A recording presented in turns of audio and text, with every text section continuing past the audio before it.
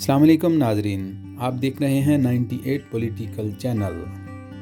नाजरीन, अपने ही गिराते हैं नशेमन पे बिजलियाँ। नाजरीन, आपको याद होगा कि गुज़श्ता बरस पाकिस्तान के selected prime minister Imran Khan ने यह बयान दिया था कि मुंबई हमलों में लश्कर तैयबा का हाथ है। प्राइम मिनिस्टर के इस बयान के बाद भारत को पूरी दुनिया के अंदर पाकिस्तान को दहशतगर्द करार देने का मौका मिला।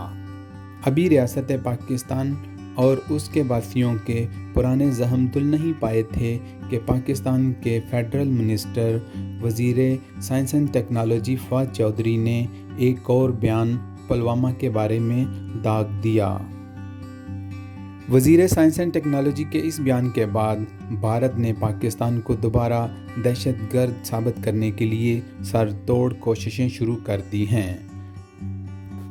वफाकी वज़ीर science and technology Fawad Chaudhry के इस बयान के बाद फवाद चौधरी को पुलवामा हमले से मुतल्लिक बयान की वजाहत करना पड़ी और इस वजाहत के बावजूद भी भारतीय रहनुमाओं ने मोदी हुकूमत से अपील की है कि वो इस बयान को पाकिस्तान के ख़िलाफ़ FATF में इसे ब्लैक लिस्ट करने के लिए इस्तेमाल करे। मीडिया रिपोर्ट्स के मुताबिक भारतीय वज़ीर और साबिक़ भारतीय army chief general VK Singh का कहना है कि मैं फवाद चौधरी का शुक्रिया अदा करता हूं। उन्होंने मज़ीद कहा कि मुझे यकीन है कि हमारी हुकूमत पाकिस्तान के इस एतराफ़ से पूरी दुनिया को आगाह करेगी और बताएगी कि पाकिस्तान को FATF के ज़रिए ब्लैक लिस्ट में डालने की ज़रूरत है।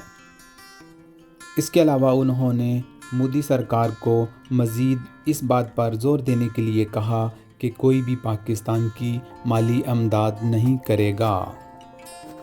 वज़ीर साइंस एंड टेक्नोलॉजी के पुलवामा के इस बयान के बाद इनको पाकिस्तान और भारत की तरफ से बहुत ज़्यादा सख्त रद्द अमल उठाना पड़ रहा है। नाज़रीन, किसी ने खूब कहा है कि हमेशा पहले तोलिए फिर बोलिए। पाकिस्तान के इन फेडरल मिनिस्टर फवाद चौधरी ने अयाज सादिक के बयान के रद्द अमल के तौर पर यह बयान देते हुए पाकिस्तान की रियासत को एक अजीबोगरीब मुश्किल में फंसा दिया है।